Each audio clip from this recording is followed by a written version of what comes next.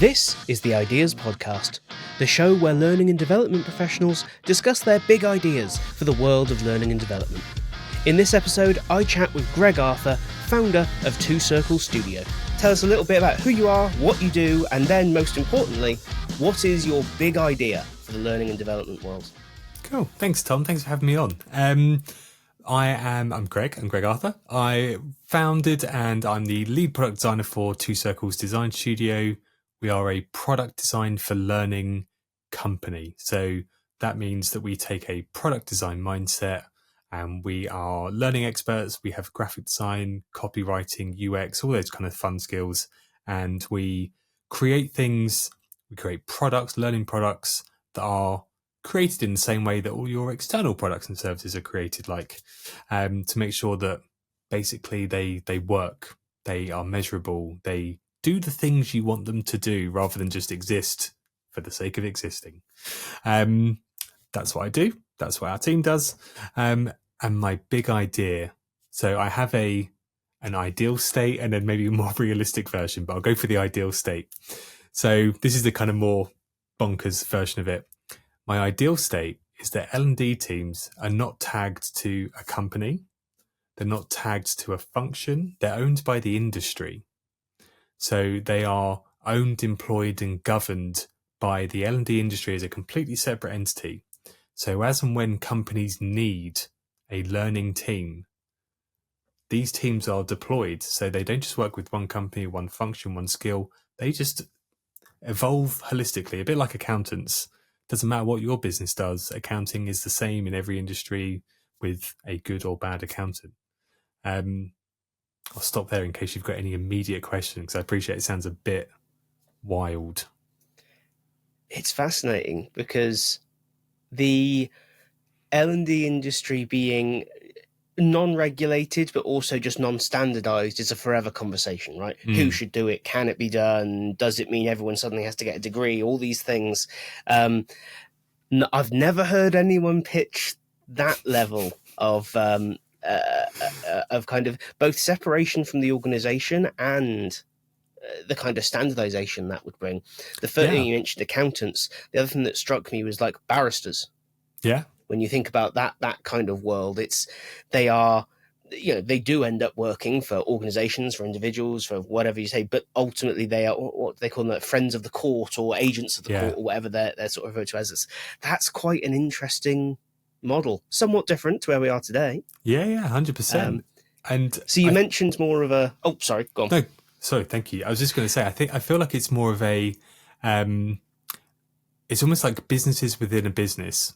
So the way I see learning teams, the reason I was thinking about this was the way I see learning teams working at the moment is you have, same with any industry, by the way, you have a whole mixture of good, bad skills and behaviors and people that really understand what truly great learning is, and some people that don't, and some people that are just finding their feet. There is this whole mishmash of what's going on.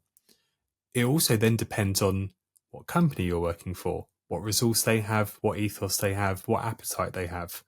Then it comes down to things like their budget. And some people take budget. I've had this happen when I've consulted with some companies where they've said, we used to have insert massive budget here. We now have still massive, but they're referring to it as tiny. They go, so we can't do that. Like, well, you can't do that, but you can still do something incredible. But if you're only relying on having lots and lots of money, I don't think those two things are compatible. So this notion of being governed by an L&D industry means that people have that mindset of, we're going in to solve business problems, make sure that we're not just making stuff for the sake of making it, and that we're doing things in a consistent way. As in, back to accountants, back to barristers, they all follow a set of rules and guidelines and processes to get where they're going. And we as a society kind of just trust that they're doing what they should be doing and how they should be doing it. Whereas learning teams feel like a complete Wild West of, you might get a great team and a great company and a great fit. You could also get the worst of everything. And sometimes it's nobody's fault. It's just how it's done. So yeah, that's where I kind of got to with thinking, in an ideal world, this could be incredible. But there are so many things in the way of making this happen. So it's an idea at the moment. Yeah, I mean, I think it's quite an interesting one because maybe I can't remember when I first came across it. I think maybe 6, 7 years ago, so a lot of people at a lot of conferences were talking about this idea of L&D acting as like an internal consultancy within a business. Yeah. Um, and I suppose in a funny way, that's almost trying to achieve this, but in a more short-term, realistic route to kind of Yes. create this bubble. I think what was interesting then is, and I wonder if this is the forever danger of trying to do a halfway sort of shift in something, it didn't very often work because you lost the sort of operational attachment that you Hmm. needed to be hyper effective in a specific area, but no one ever quite bought this concept of it being separate truly in terms of budget, in terms of control, in terms of standards. Mm. So you were separated, but not really separated. You were Yeah. given control over it, but someone else actually had control over your control. And so Yeah. it kind of always felt like people would say it and go, yeah, we've done it. And in actual fact, you would just have just as operationalized units of sort of L&D teams. They were just now more distant from the operation they were trying to serve, which just didn't help, should we say. Absolutely. So but it sounds like a complete separation would almost kind of, well, I think the biggest thing I guess is standardization. That Yeah. except what does good L&D look like? What can you expect when you engage with an L&D team, which right now is kind of often individually defined by the teams themselves, kind of Mm. like marking our own homework, which is an interesting concept. Absolutely. And I think if you look at it's easy to go after the big four. So I'm just naming them as companies that everyone knows, not as a stab at them. The amount of larger companies with bigger budgets that will call in an Accenture or Deloitte, those kind of people, purely because of they are brand names that people trust or expect a level of service from, or they've just got a lot of backing or a lot of resource, whatever it is they're bringing them in for. It feels like when I've seen the output of some of those things, because of their size and their scalability, you don't necessarily always get the best thing you could get. Because again, they're also not regulated in terms of their learning output. They're regulated in terms of the tax they pay and all the other bits that big companies are kind of regulated by. If you had a learning industry that sets standards to say the things that we all talk about on LinkedIn and in conferences all the time, we're here to solve problems. We're here to think about data properly. We're here to analyze data and then create genuine solutions that genuinely solve a problem, that close skills gaps, and make sure that people can turn up and do their job better with that middle ground of being, I've engaged with your learning product. It feels like it's quite bare bones, pretty basic of just saying, you can't do something, you can now do something. You can do it okay, you can do it much better. That's all we're trying to do. It's not trying to build a city from scratch and figure out how we get plumbing and electricity and jobs and tax, and that's a headache I never ever feel like I'll ever need to deal with. But doing this just feels like we've got all the raw materials. We've got the blueprint of what good and bad looks like. We talk about it all the time.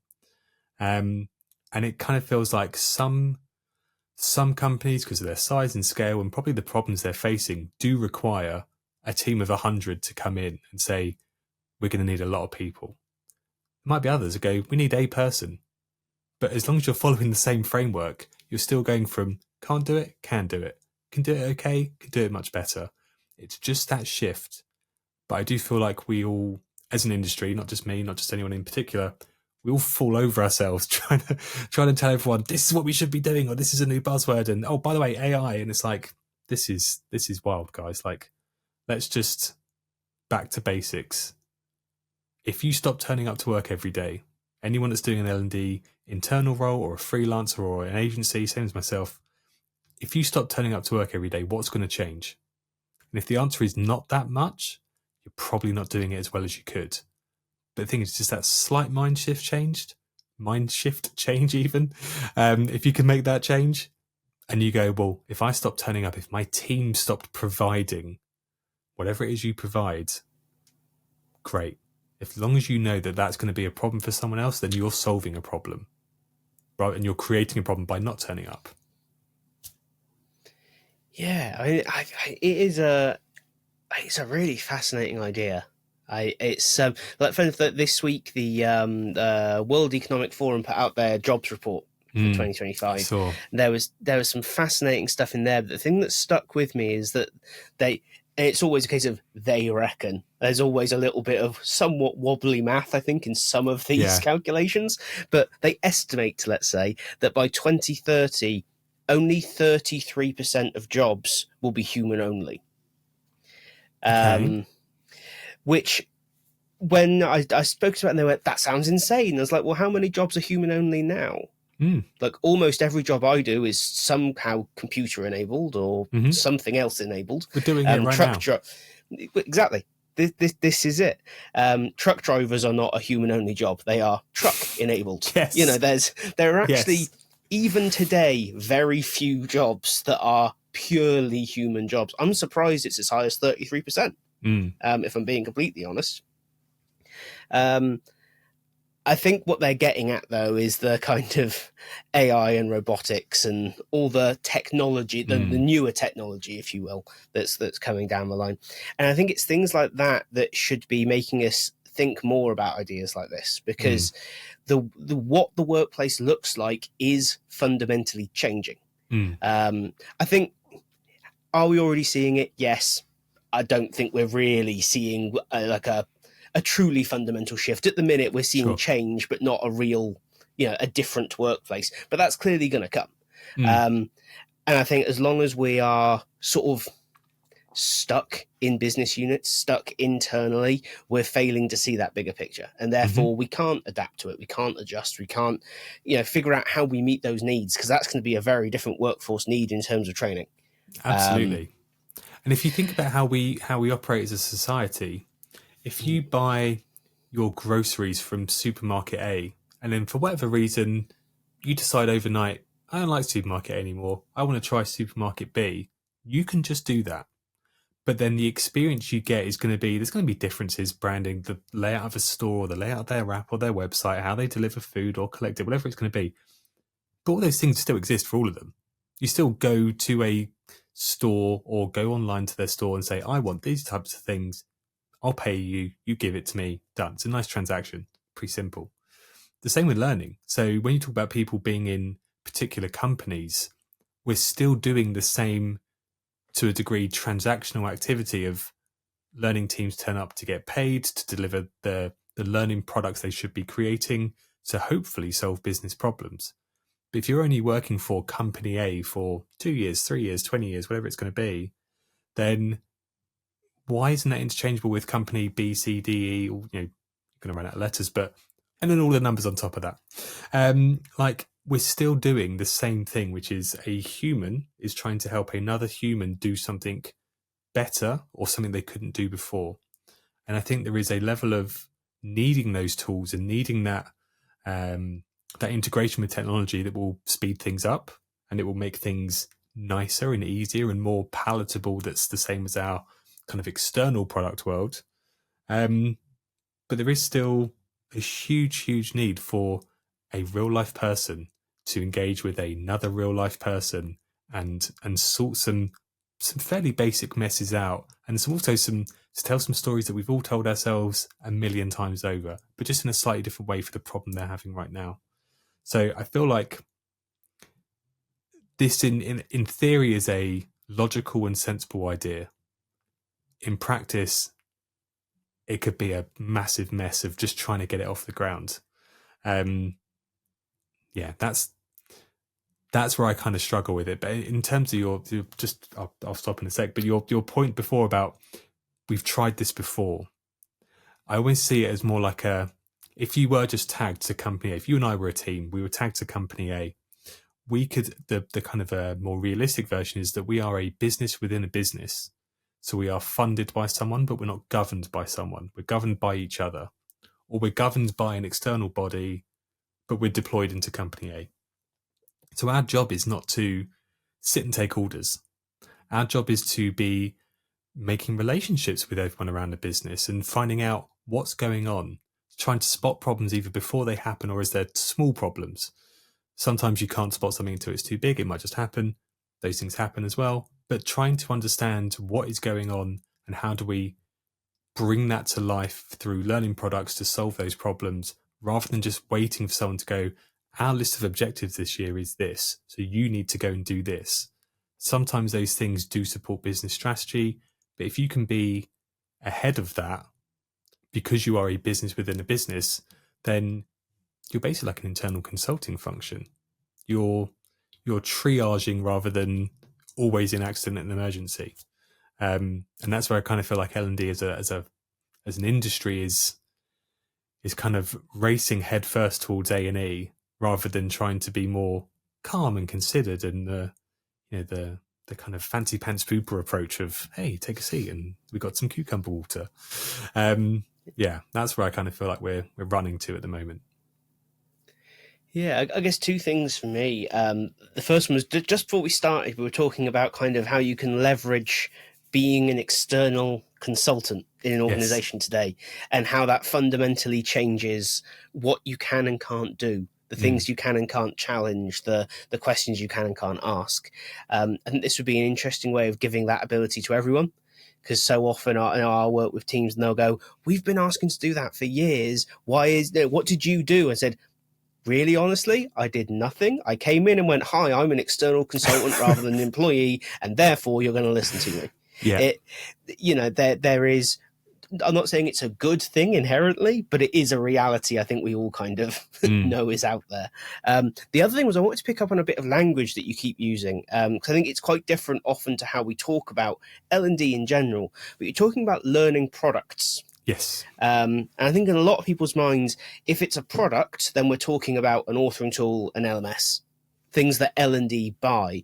But that's not how you're using the term. So could you talk to us a little bit about why you talk about sort of learning products rather than, I don't know, learning experiences or training or whatever it might be, and kind of what implications that has?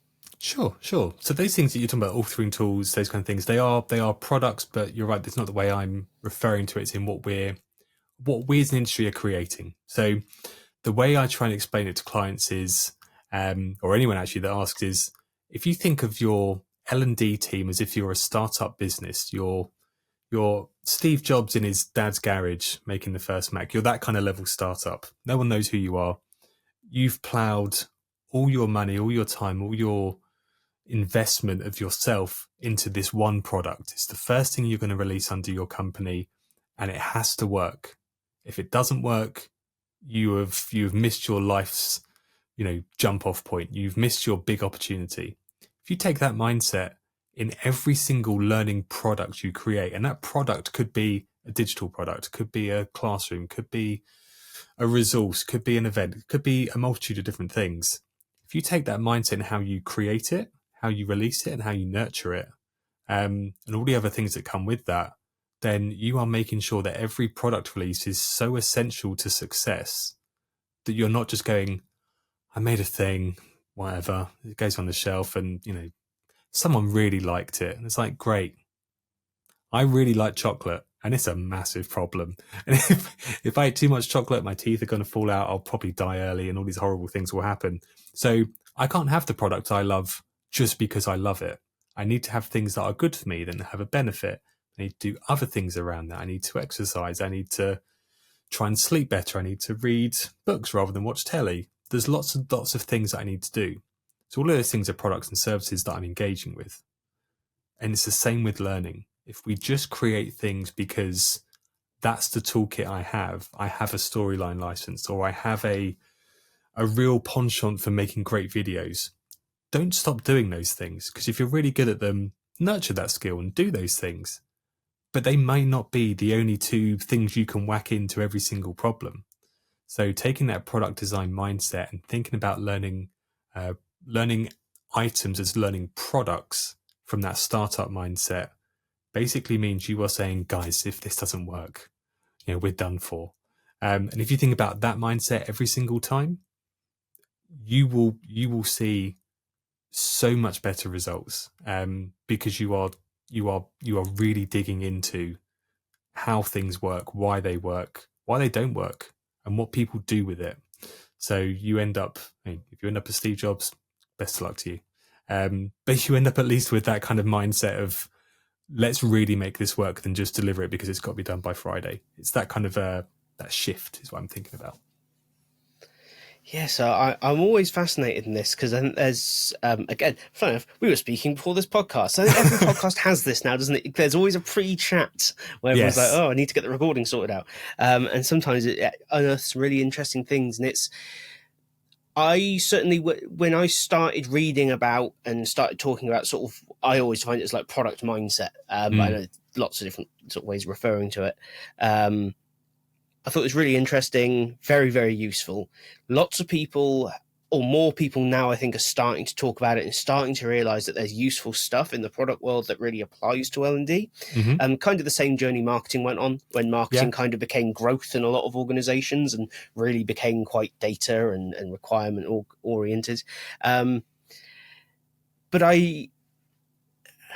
sometimes I worry that those who are talking about it and adopting it are doing it in quite a superficial way. So, for instance, they'll go, "Oh well, we're going to be we're product mindseted because we use PRDs." It's like, okay, or we do stand-ups, therefore we are adopting a product mindset, or one of these things. So, in terms of what the actual L&D function activity looks like, what do you think the biggest difference is? I know you say that's kind of like everything really matters. Every product is of the utmost importance, but practically speaking, in terms of how I operate in my business, what changes? To be honest, not a huge amount. As in, there are lots of micro changes, but there's not a kind of you haven't all got to come in wearing the same t-shirt and stand on your head or anything mad. It's just little tiny shifts. So instead, I'm writing a course at the moment on how we do this, and I'm even finding myself thinking about the granular detail I'm going into to make it really clear around this isn't. I'm not trying to teach you a language that I've invented. This isn't something that's kind of completely wild to everyone. These are some things that you're doing already. You're just not doing this the most effective way possible. So when we talk about things like stand-ups and PRDs and how we do anything to do with this, a lot of it is kind of getting a lot more granular. So a lot of it is thinking about every single touch point in your product process has to have a benefit. So for example, we talk about stakeholder mapping. How many times have you been in a project where someone's gone, here's the stakeholders, and there's either way too many or later on in the process, mystery stakeholder that's never been mentioned before just turns up and goes, oh, by the way, guys, I hate all of this. Can you change it all? Because I've said so when I'm the big guy. So that's what happens.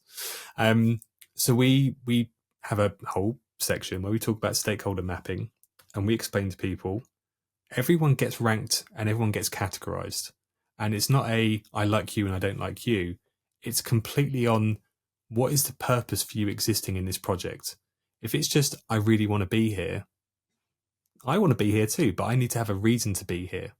And if you don't have any reason to be here or any kind of help for us on this project, we're probably not going to include you. But it might be that on the next one, you have a massive importance and a massive amount of influence. So it's not a friends game. And then when we talk about things like kind of data analysis or data capture is one thing. So I've seen people saying data is really hard to get and I don't really know what to do with it when I get it, or it's a buzzword. It is all of those things, but it's also an incredibly important thing. If you look at every external product and service you use, it is driven by data, and not just to create it, but to maintain it, to develop it later on, to create version 2, 3, 4, 5, 6, and so forth. So we talk about splitting your data out into what do you know right now? And it's not, I think this audience do this, like there's no thinking, factual only. And then what don't you know? So the flippant response we usually get is, well, I don't know what I don't know. I'm like, I get that. But what questions do you have that you can't answer? Those are the things you don't know. So before you wrap up your data phase, you will write down a list of questions, and we have a kind of a checklist of kind of categories to focus on and hone in on, to be able to say, I can't tell you the answer to this, but I need to know the answer to this. So I'm going to get that data, bring it back. That's when we think about it. And it does sound a lot more labor intensive, but when you start to structure your team and your way of working around, this is your task list, this is my task list, this is what everyone's responsibility is in their involvement in the project. You're not throwing 5 people at the same problem. You're throwing 5 people at 5 problems. but you all know why you're doing what you're doing. And you can all come together, you can swarm, you can separate. And things like stand-ups are a great place to say, guys, yesterday I did this. Tomorrow I'm doing that. Or I'm really stuck with this. Not to talk about, did you watch this thing on Netflix last night? You can do that on WhatsApp. Having a product mindset is very much, you are in the product. You are living and breathing that product. And also, again, last thing I'll say on this as well is, a lot of people get shocked about the fact that we don't really define what that product is until maybe midway through the process. So again, what are you making? Go, I don't know yet. I have a couple of ideas. We have a thing called the Early Ideas Hotel. So you can check in these lovely ideas that you have, because you're all creative people. If you work in L&D, you're going to have ideas. Don't throw them away, but don't also go, well, I've had an idea, so it must be good because I've had the idea, or this guy really liked my idea. It's just two of you. You're not the audience.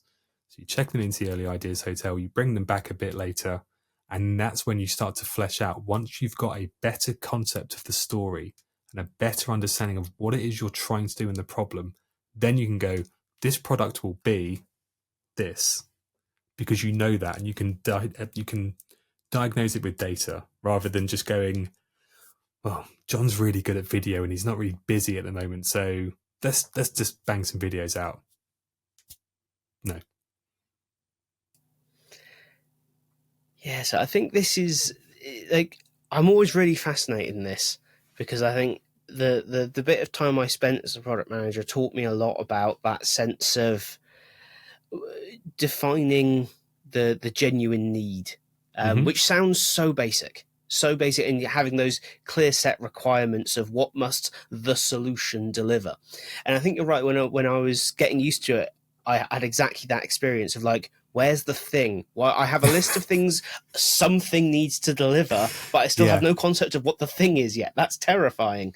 But actually, almost universally, I found that by holding off on the defining the final thing for not quite as long as possible, but certainly longer than anyone was usually comfortable with, it was so much better because of it. Yeah. You had the time to weed out, oh, we thought this was a requirement. In actual fact, Terry just really wanted that to be in there, but it took us a couple of conversations to get to that fact, Yeah. And I wonder how many L&D projects are unkindly vanity projects, or perhaps more kindly projects that needed slightly more challenge in the early stages as to whether or not they should exist. But also how many that definitely should exist that don't, purely because no one understands that need is there. Absolutely. And also the level of budget you need and time you need is kind of wildly miscalculated. And we all do it. This is not a stab at anyone. In that, the team I was talking about before that said, we used to have, I think it was St. Luke's, like 5 million a year. And then they only had 2 million a year. It's like, guys, you're still saying the word million after a number. That's a lot of money to spend. But it doesn't matter if you have £20 or 20 million. You can still, with your brain power and just being a real life person working with other real life people, you can make products super lo-fi, super quick, and just see what happens. And sometimes that's the best way, when you kind of back yourself into a corner with limited tools, limited time, limited money, but you have to do something. You can almost create the best thing you've never thought about before just by limiting yourself. So it's almost a nice challenge to say, let's turn all the taps off, all the support, all the money, all the resource, all the tools. What can I do right now? And it's wild. And like you say, people that kind of jump to what's the thing. It's interesting. Like, say if you're I was going to say Tesla, just any car company. If you're a car, chances are you're probably going to be making a car. Like that's kind of their deal. But why do we not just all drive the exact same car? Why do we all have cars of all different shapes and sizes? Obviously Tesla being the mad one with the Cybertruck, kind of bonkers thing. But then when you start to look at things like infotainment in cars, when you start to look at things like Apple CarPlay, when you start to look at the self-driving thing, or little features like a heated steering wheel or not, all of those, then you start to get into like feature requests. Do you need them? Is there a benefit? If you need them, how can you access it? Who is going to access it? Is it buried in a menu somewhere? Should you be watching the road rather than trying to mess around with, oh, my seat's too warm or too cold or whatever it's going to be? So they all have the same thing. Their worry is less about the product as a whole. It's more about the features within that product. L&D has the almost the green field of, you can largely make anything. You don't really have any rules. The only rules are solve a problem, provide purpose, and don't get it wrong. But I feel like we're kind of missing a lot of those things by muddling through. No, absolutely. So we're amazingly already coming up on the end of our time. It just doesn't. This is such it's a really different view of what the industry could be like. And I agree. Like I would love to see that professional separation from specific organizations. See videos about why I think niching down is very dangerous for L&D and getting too absorbed in one business's function. However, I think there's still an awful lot from the product space that you're talking about there, that even without that separation, people can be embracing, people can be thinking, we can still adopt that sense of, I am a consultant to the business. Yeah. I always very much view that as my top priority when I go in is to be helpful, to deliver value, as opposed to making friends. And that's really difficult when you work in the business nonstop. Because that making friends thing is a human imperative, right? We want to not be the difficult one. Sometimes people will be very great, but they'll apologize for being difficult. You're like, no, that's your job. Be difficult. Ask challenging questions. Tell people no more often than you tell them yes as an L&D department. Yeah. Or ask them to justify it.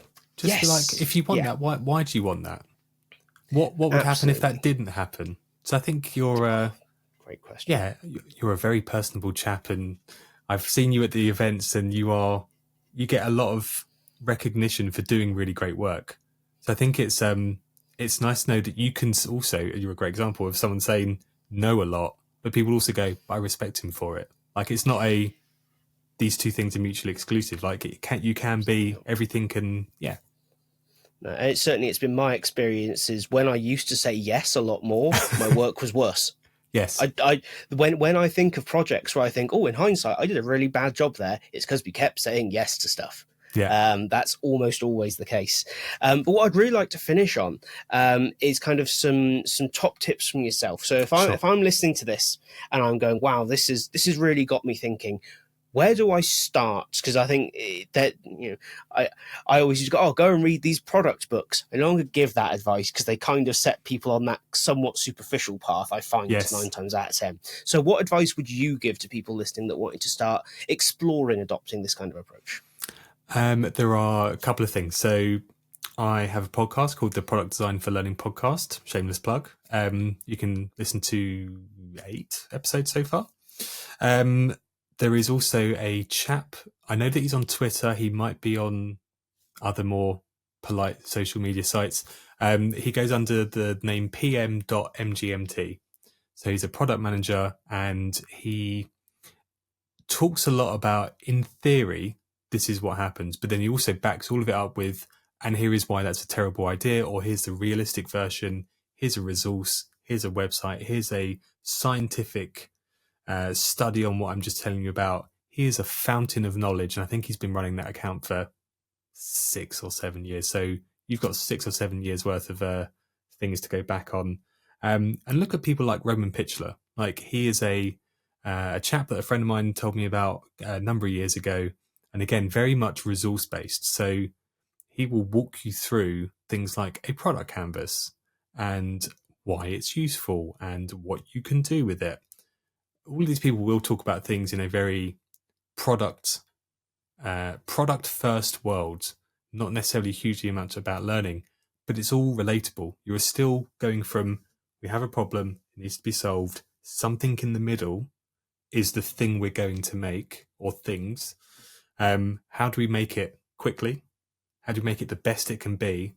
And how do we make sure people know that it's going to be useful to them and get a benefit from it. That's all it really is in a nutshell. But those 3 places would be the best places to go for it. And I think just coming to speak to people like me, speak to people like you, speak to people that are product managers that have never worked in a learning role. Just ask them, what does your day-to-day look like? Why are you doing that? How do you work without direction when you just go, find out this one thing, but you don't really know why you're finding it out yet? You just know that until you have that, you then can't answer the next question, which you also don't know what that question's going to be yet either. It's super, super logical. So don't be afraid. Dive in with both feet. See what happens. Fantastic. Well, Greg, thank you so much for Thank talking you. to us about this today. There will be links to those resources and Greg's social media and website in the description of this episode. Please go and check them all out. And of course, if you've got questions, either approach Greg directly or drop them down in the comments and we'll make sure we get back to you. Thanks for listening to this episode of the Ideas Podcast. Please do share your thoughts down in the comments. Remember to like and share this episode and, of course, join us for the next one.